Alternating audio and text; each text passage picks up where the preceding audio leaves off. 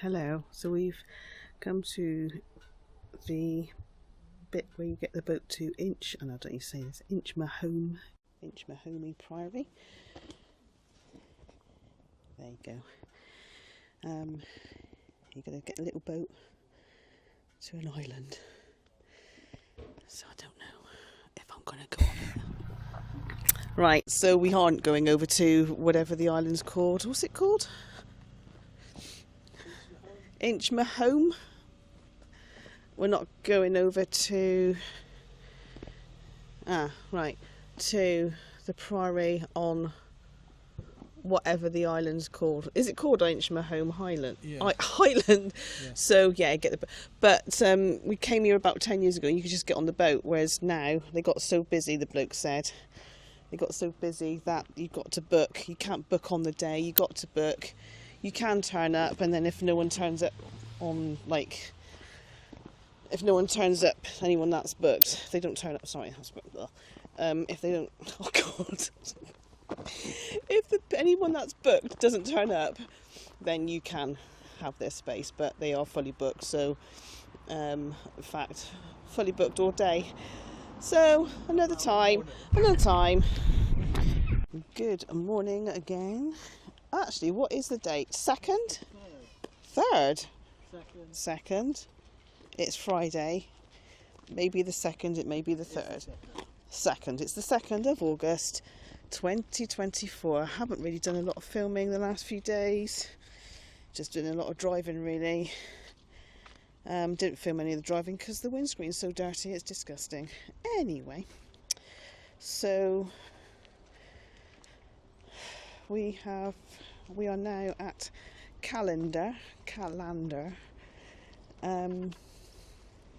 Whereabouts is this? It's kind of like area-wise. Loch Lomond in the Trossachs National Park. We rented a cottage here once, didn't we? We did. In the area, not here. Lockhart. Years ago. And it rained for 2 weeks. It rained for 2 weeks, And yeah. this river flooded and the car park was That's flooded. right. This river, whatever this river's called, don't know. It flooded in the middle of summer. It flooded, and it flooded like the whole of this car park. This car park is, I don't know what this car park's called. Meadows car park. It's like on a bit of a extra bit there. So where we're parked over there, you can overhang onto a bit of grass. So we fitted there, and you pay. Is it? It's an app. I don't know what app it is.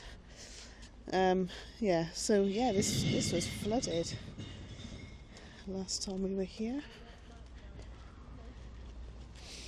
And we've come here because there's a really nice fudge shop. Not that I can eat fudge, but Leon can, so there we go. Sad times. Right, it is the River Teith. Teith. It's a good river for salmon and trout. Oh, there you go. Right, in front of us is what's known as St Kessog's Hill. The myth is that it's the mound built by St Kessog, but actually it's a Norman motte built many years after his death. Okay, let's go up it. Okay, walking up the steps, which are made of like big thick bits of wood, but some of them are a little bit rocky, so be careful if you do come up here. Nice view though. Was it the River Teith? Yeah.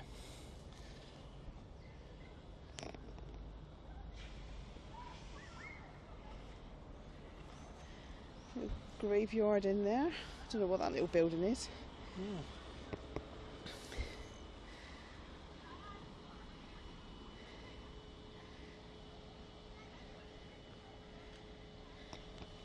Right, so there's the cemetery, and that little building that I said, don't know what that little building is right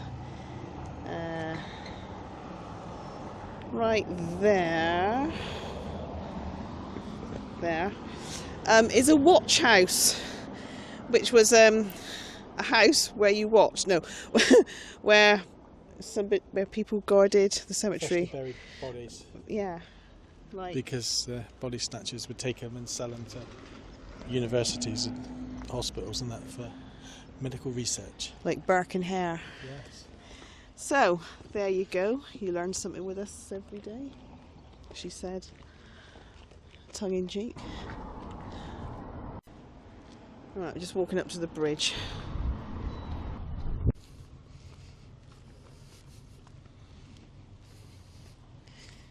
Nice and peaceful, isn't it? Look at that, how calm the water is. There's Baz over there, he's got a couple of friends. Eh? Oh yeah. Okay, I have no idea what you can see now. Don't drop the camera, don't drop the camera. Ooh. Right. And the other side? And that's the other side, a bit more flowy that side, isn't it? It is a bit wider, yeah. Yeah.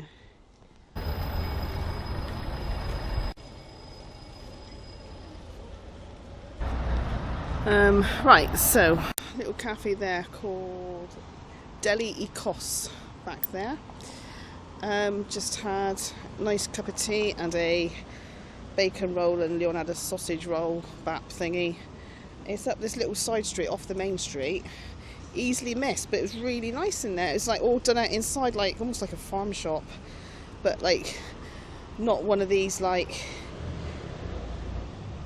I don't know what I'm trying to say. It was like a nice little farm shop. It's not a farm shop at all. I don't know what I'm saying now, because this is the second time I've had to do this because the microphone was turned off and I've completely forgot. Anyway, so behind me there is the old fudge shop, and it's world famous Scottish tablet, and it does sell the best fudge we've ever tasted, doesn't it? Unfortunately, I can't have any. 15 years ago, anyway. Did 15 years ago. I can't have any. I might just have one little bit of yours. My blood thingies was down this morning, so. So yeah, let's go in. Oh, no. I didn't like to film. I wanted to film in there, but I didn't like to. It's done out like proper Victorian style, with like carousel sort of music. So what have you bought? Strawberry and cream and chocolate mint swirl. Let's have a look. How much was that then? $4.95 Each. Quite big bits actually. Visitor Information Centre? Yeah, it's a gift shop as well. That's a gift shop. Here we go. So there's the fudge shop. Here's the Information Centre. Edinburgh Woolen Mill down there. Let's go down there. No.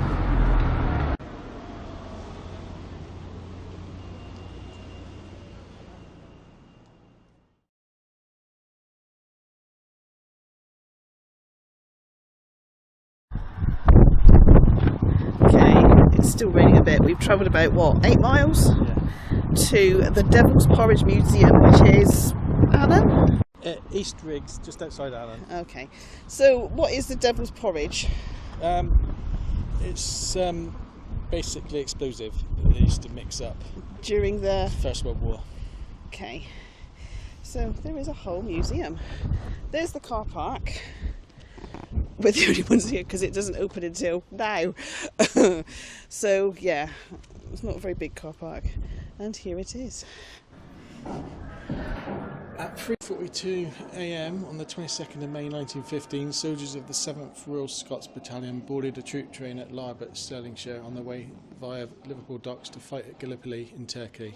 In what turned out to be the worst train crash in British history, involving 5 trains, most of the soldiers would not make it over the Scottish border. The location was the isolated signal box at Quintin's Hill, close to Gretna Green. A local train had been temporarily placed on the southbound main line in the direct path of the troop train. At 6:55 a.m, 21 carriages packed with soldiers hurtled headlong into the stationary train. The collision was so violent that the train, which had been 195 metres long, was compressed to just 61 metres. Minutes later, with the debris scattered over the tracks, the northbound express from London approached Quinton's Hill, weighing over 600 tonnes and travelling at full speed. It was powerless to stop and ploughed straight into the wreckage. The crash could be heard miles away. Within seconds, a fire broke out, engulfing all three engines. Of the 500 troops on board, fewer than 60 made it to roll call the next day.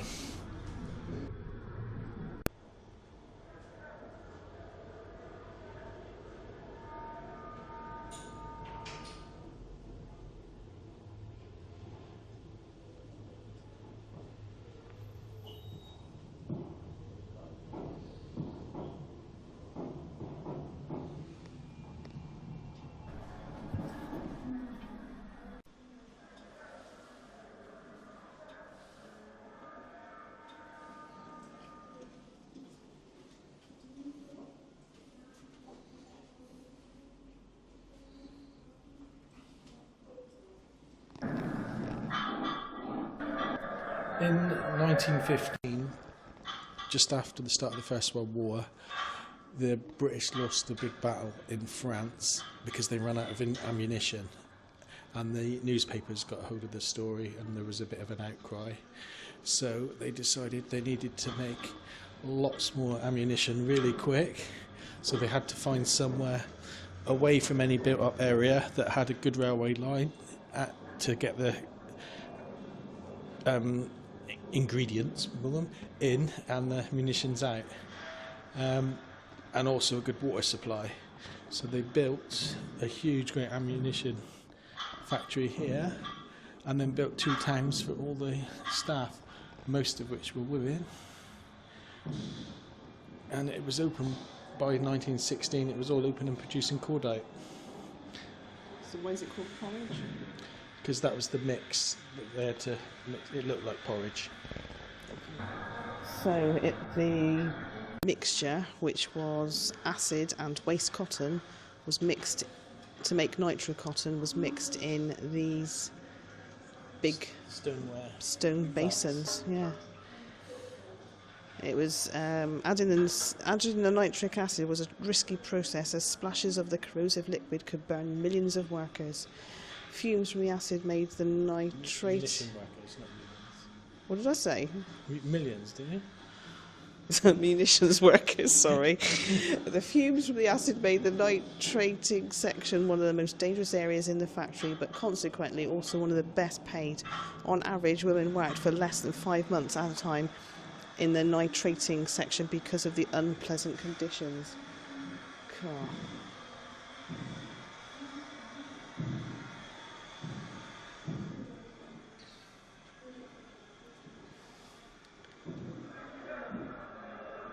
Sometimes girls were drunk from the fumes of the cordite and had to be taken to the sick bay to sleep it off. Blimey.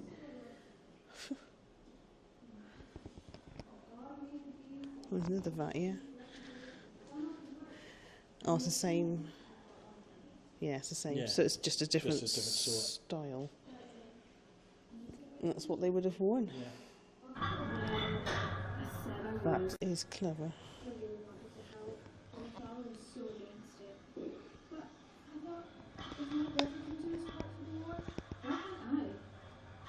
I help by mixing nitric acid and cotton to make compound. It smells so bad, and the fumes make you feel so woozy. Alice told me that she felt so woozy one trip that they accused her of being drunk. Oh, I see. It's perspex. Comes from down there, shines on there. Clever. The night show said probably the hardest year. Hi. I'm Agnes Ferguson. My friends call me Aggie. I'm 18 and I like Thea in Flora McDonald House. I can't really tell you what I am. When I first started here, I was 16. Well, I said I was. I really wanted to help, but my father was so against it. But I thought, if my brother was too far from the war, why can't I? I help by mixing nitric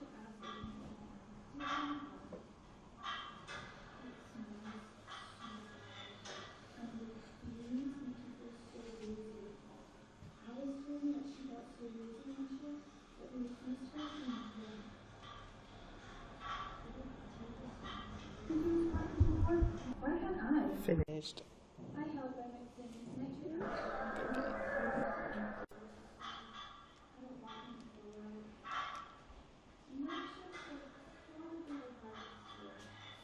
No notes, no flowers, no rats. Oh, the rats. They're running off their feet. It was difficult. Right, so up the stairs is the Second World War exhibition.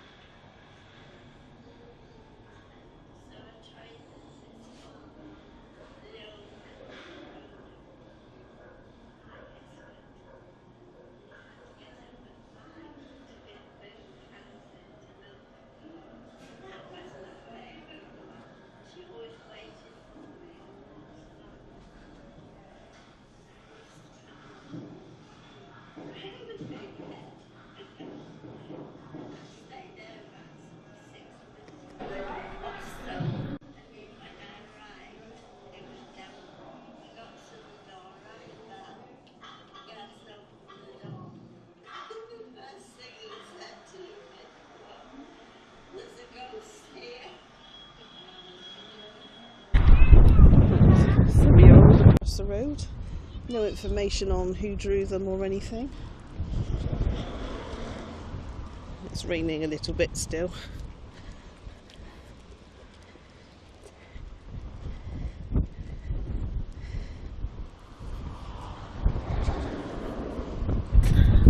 Right, I don't know, give yourself an hour to walk around the museum downstairs and upstairs. So downstairs is First World War, isn't it? Yeah. And upstairs is Second. But it's like quite interesting knowing like how making those bomby things affected the women. How what am I trying to say? How it like affected their health, was it? Anyway, so we were originally parked over there, and then the lady asked us to move over to the coach bit. There is a train. What's the train? It's a fireless engine. Basically, got charged up with steam and left in the boiler. I can't really film it because there's kids on it now. Boiler. It's just kept pressurised. Okay. And this because is obviously they couldn't use an ordinary steam train because of all the all the explosives and stuff. Yes. This is a little memorial to all the animals in the war. There we go. Right, so we are now going back to Basel. The weather is just awful. It's a little bit better further down south. We are going to be crossing the border back to England in a minute, aren't we? Miles away from the border now. We are only a couple miles away from the border. I don't know if you heard that. And so we are staying at Parkgate Leisure on the Trent and Mersey Canal at Penkridge. We've been there before. In fact, this will be our third time. See you later, probably. Okay, so we've arrived for the third time at Parkgate Leisure, which is right by the Trent and Mersey Canal, which is Parkgate Lock. There is another motorhome here, so we've been yapping to them, and We haven't got a windlass, but we've helped 2 boats through this lock. Both going that direction. In fact, they're mooring up down there. Both going along this direction, and we've said, oh, it's all right, you get on your boat once you've done the paddles and we'll shut the gate after you. So I really wish we had a windlass, but never mind. So that's 2 boats we've helped through. Absolutely love it. And there is us. I have filmed this park up before, so I won't go through all the details. But the only thing is it's really close, I don't know if you can see, to the is it the M6 road over there, which you can hear. But that is the only thing. So there you go.